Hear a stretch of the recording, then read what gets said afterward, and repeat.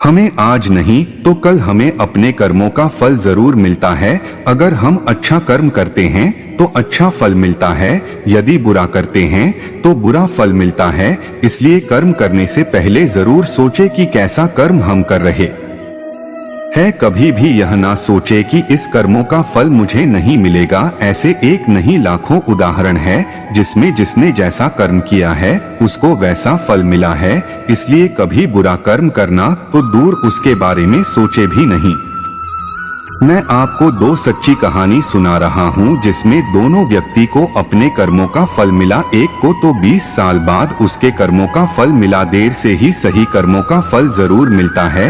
एक मछली लेने के कारण एक हाथ काटने पर 20 साल बाद बुरे कर्मों का फल मिला। इस कहानी से सीख, एक मछली लेने के कारण एक हाथ काटने पर। आपको मैं एक रोचक कहानी सुना रहा हूँ। एक व्यक्ति मछली पकड़ रहा था। मछली पकड़ा ही था कि तभी एक दबंग व्यक्ति पहुंच गया। वह बहुत बदमाश था। उसने उस मछली वाले से मछली छीन कर ले गए। दबंग व्यक्ति मछली लेकर जब जा रहा था तब वह मछली जिंदा ही थी। उस मछली ने उस दबंग व्यक्ति के उंगली में काट लिया। कुछ दिनों बाद दबंग व्यक्ति को इतना दर्द होने लगा कि वह डॉक्टर के पास गया। डॉक्टर ने कहा, तुम्हें यह उंगली काटना पड़ेगा क्योंकि इसमें जहर फैल चुका है। मजबूरी बस उस दबंग व्यक्ति ने उंगली कटवा लिया। 1 महीने के बाद उस दबंग व्यक्ति को फिर बहुत जोर से दर्द होने लगा। उस दबंग व्यक्ति ने पुनः डॉक्टर के पास पहुंचा। डॉक्टर ने कहा, घाव तो आगे बढ़ गया है, तुम्हारा पंजा काटना पड़ेगा। फिर वह मजबूरी बस पंजा कटवा दिया। कुछ समय बाद उस व्यक्ति को हाथ में फिर दर्द होने लगा और व्यक्ति डॉक्टर के पास गया। डॉक्टर ने कहा, तुम्हारा यह घाव आगे तक बढ़ चुका है, आधा बाजू काटना पड़ेगा। वह दबंग व्यक्ति को ना चाहते हुए भी अपना आधा बाजू कटवाना पड़ा। उस डॉक्टर को कुछ समझ नहीं आ रहा था। आधा बाजू काटने के बाद डॉक्टर ने उस दबंग व्यक्ति से बोला, तुम कुछ ऐसे काम तो नहीं किए हो जिसके कारण तुम्हारा हाथ काटना पड़ा, मुझे साफ साफ बताओ। उस व्यक्ति ने कहा कि मैं करीब 6 महीने पहले एक आदमी से कुछ मछली छीन लिया था। उस मछली ने मुझे काट लिया, तभी से यह समस्या शुरू हुई। डॉक्टर ने उस दबंग व्यक्ति को कहा, यह तुम्हारे उसी कर्मों का फल है, तुम जाओ और उस व्यक्ति से माफी मांग लो। दबंग व्यक्ति ने उससे माफी मांगने तालाब के पास पहुंचा। दबंग व्यक्ति ने उस मछली पकड़ने वाले के पैर में गिरकर बोला, तुमने मुझे क्या श्राप दिया कि मेरा यह अंगुली होते होते पूरा हाथ कट गया है।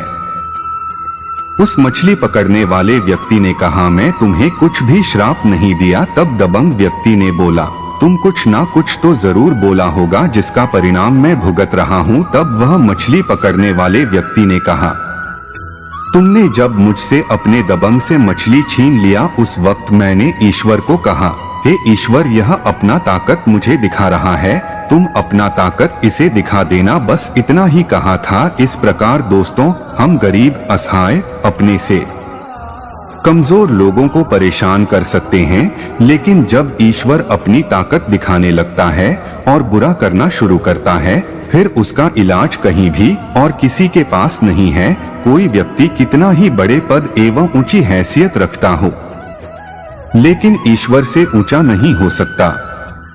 इसलिए हमें कभी भी बुरा कर्म नहीं करना चाहिए। कभी भी किसी गरीब एवं निर्धन लोगों को सताना नहीं चाहिए। आज नहीं तो कल बुरे कर्मों का फल जरूर मिलता है। 20 साल बाद बुरे कर्मों का फल मिला। इसी कर्मों का फल से संबंधित एक दूसरी कहानी बता रहे हैं। 1893 ईस्वी की बात है। फ्रांस में एक हेनरी नाम के व्यक्ति ने एक लड़की से प्यार किया।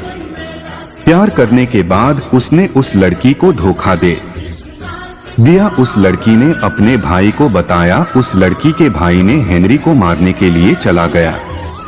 उसने हेनरी पर बंदूक चलाया। बंदूक की गोली एक पेड़ में लग गया और हेनरी गिर गया।